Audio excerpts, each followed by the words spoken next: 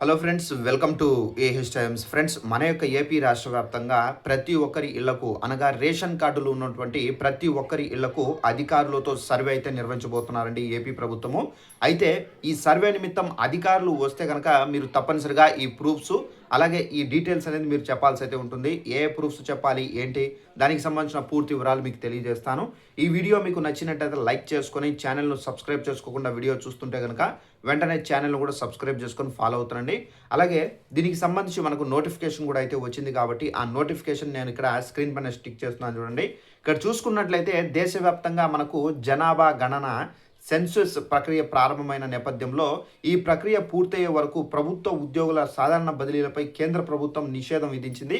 ఈ మేరకు కేంద్ర హోంశాఖ అన్ని రాష్ట్ర ప్రభుత్వాలకు ఉత్తర్వులు జారీ చేస్తూ జనగణన ముగిసే వరకు అనగా మార్చి 31వ తేదీ 2027 ఉద్యోగుల బదిలీ చేయకూడదని స్పష్టం చేసింది.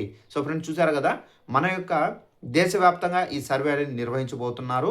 అయితే దేశవ్యాప్తంగా అంటే మన యొక్క ఏపీలో కూడా ఈ సర్వే అయితే నిర్వహించబోతున్నారు. ఈ సర్వే నిమిత్తం మనకేంటంటే మన యొక్క ఇళ్లకు అధికారులు అయితే వస్తారు.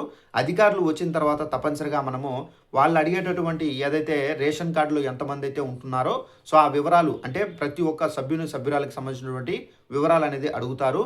అలాగే పని పరంగా అంటే మీరు ఏదైనా జాబ్ చేస్తున్నా కానీ, అలాగే మీకు ఈ ఆస్తిపాస్తులు ఎన్ని ఉన్నాయి, సో ఎన్ని ఇల్లులు ఉన్నాయి, అలాగే మీకు ఎంతమంది పిల్లలు ఉన్నారు, పిల్లలు ఏం చదువుతున్నారు, ఏంటి, మీ వయసు ఎంత, సో మొత్తం డీటెయిల్స్ టోటల్ డీటెయిల్స్ అనేది అడుగుతారండి. సో డీటెయిల్స్తో పాటుగా మనకేంటంటే మన యొక్క ఆధార్ కార్డు, రేషన్ కార్డు ఇవన్నీ పరిశీలిస్తారు.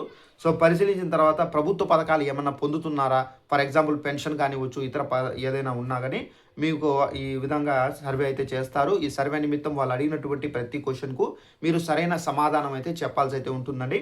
సో ఈ సమాధానం అనేది చెప్పిన తర్వాత మనకు వీళ్ళైతే ఈ సర్వే నిమిత్తం మీ డీటెయిల్స్ అనేది వాళ్ళ యొక్క మొబైల్లో ఎంటర్ చేసుకొని సో వాళ్ళైతే వెళ్ళడం అయితే జరుగుతుంది. ఇది మనకు 2 దశల్లో ఈ సర్వే అనేది నిర్వహిస్తారు. అలాగే మనకు ఈ సర్వే అనేది మనకు మార్చి 31, 2027 అయితే ఈ సర్వే అనేది క్లియర్ అవుతుందని చెప్పేసి ఇక్కడైతే చెబుతున్నారు. సో ప్రతి ఒక్క రాష్ట్రంలో ఈ సర్వే అనేది చేయాలని చెప్పేసి మన యొక్క కేంద్ర ప్రభుత్వం అయితే దేశవ్యాప్తంగా రాష్ట్రాలకైతే ఆదేశాలు అయితే జారీ చేశారు. సో ఇదండి మనకు ఉన్నటువంటి ఇన్ఫర్మేషన్. ఈ వీడియో మీకు నచ్చినట్టయితే లైక్ చేసుకొని ఛానల్ను కూడా సబ్స్క్రైబ్ చేసుకొని ఫాలో అవుతానండి. Thanks for watching this video. All the best.